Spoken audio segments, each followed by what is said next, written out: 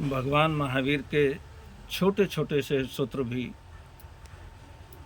हमें बहुत अच्छी शिक्षा दे जाते हैं। जैसे एक छोटी सी बात, मन शुद्धि, वचन शुद्धि, काया शुद्धि। भगवान महावीर की भाषा में इन्हें गुप्ती भी कहा जाता है। तो मन शुद्धि यानी मन के द्वारा भी हमारे मन में किसी प्रकार की कलुषता ना आए। वचन शुद्धि, हम बात बात में किसी को भी मजाक मजाक में भी गालियां दे देते हैं, ये भी हमारे लिए एक अभिशाप सा बन जाता है।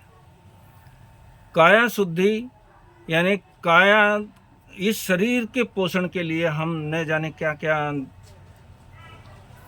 हजम कर जाते हैं। तो इस तरह से अगर सही धर्म की परख करने की बात जहाँ आती है, इन तीन चीज़ों की शुद्धि के बिना हम किसी भी प्रकार के धर्म की परख नहीं कर सकते। कोई कितना भी बड़ा धर्म हो, कितने भी लोग उसके मानने वाले क्यों ना हो, लेकिन मन के द्वारा अगर हम किसी का बुरा सोच रहे हैं, हम समझ लो मंदिर गए और मंदिर जाकर के हमने पूजा भी करी, अगरबत्ती भी लगाई,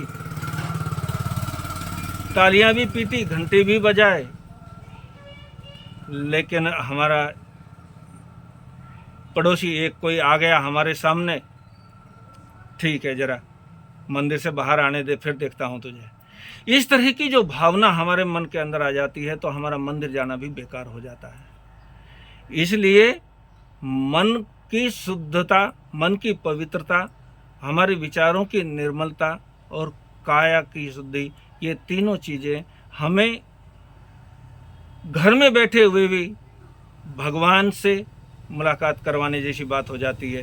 कोई भी भगवान, किसी भी प्रकार का भगवान, कहीं अगर हम घर में भी बैठे हुए पवित्र विचारों के द्वारा कोई कार्य कर रहे हैं, किसी के भले के लिए हम कोई कार्य कर रहे हैं, तो उस मन के द्वारा हमारे जीवन में एक प्रसन्नता का संचार होता है। और वो जो संचार होता है, अब देखो विचार करो कि हमने किसी व्यक्ति को कोई भला काम किया, और भला काम किया, एक उदाहरण के तौर पर हमने 10 रुपया किसी को दे दिया, तो हमारे मन में एक प्रसन्नता का संचार होता है। ये अनुभव करने की बात है। हमने वचन से किसी के लिए कोई अच्छी बात कह दी और उसके चेहरे पर मुस्कान आई, तो सहज है कि हमारे मन में भी एक प्रसन्नता का संचार होगा, हमारे चेहरे पर भी मुस्कान आएगी। वचन से हमने किसी को कोई बात कही, मान लिया हमने किसी को राम राम कहा, नमस्कार कहा, हाथ जोड़ करके उसको अभिवादन किया, तो सामने वाला भले ही हमारे उपेक्षा करने वाला क्यों ना हो, लेकिन हमारे जुड़े हुए हाथ और राम राम शब्द सुन करके वो भी हमारे सामने हाथ ही जोड़ता है।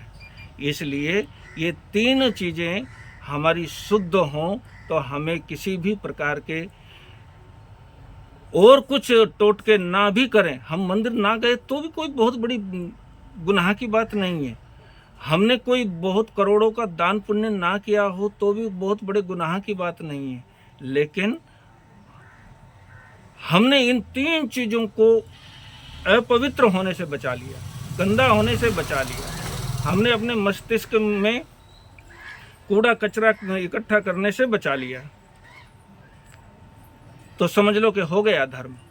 फिर हम महावीर का नाम लो, बुद्ध का नाम लो, राम कृष्ण मोहम्मद का नाम लो, या किसी का भी नाम मत लो, किसी का भी नाम मत लो। क्योंकि एक उदाहरण बता देता हूँ कि एक पिता जो बीमार अवस्था में एक तरफ बैठा हुआ है और उसका पुत्र उसी बाप की मूर्ति यानी तस्वीर लेकर के उसके सामने धूप बत्ती लगा रहा है, पूजा कर रहा है। हाँ, और बाप ने कहा कि बेटा मुझे प्यास लगी है, जरा एक गिलास पानी तो ला। बुढ़ा कहीं का, तेरे को दिखाई नहीं देता मैं क्या कर रहा हूँ?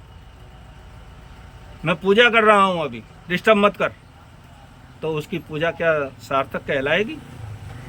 उसी बाप की वो पूजा कर रहा है, उसी को धूप बत्ती लगा रहा है और उसी को वो प्यासा रहने को मजबूर कर रहा है। तो इस तरह से उसे पानी देना महत्व का है, उसकी पूजा करना महत्व का नहीं है। हम भगवान की पूजा करते हैं नहीं करते हैं, मंदिर जाते हैं नहीं जाते हैं, इससे कोई सरोकार नहीं। हमें इन 3 चीज़ों को जपने की ज़रूरत होती है।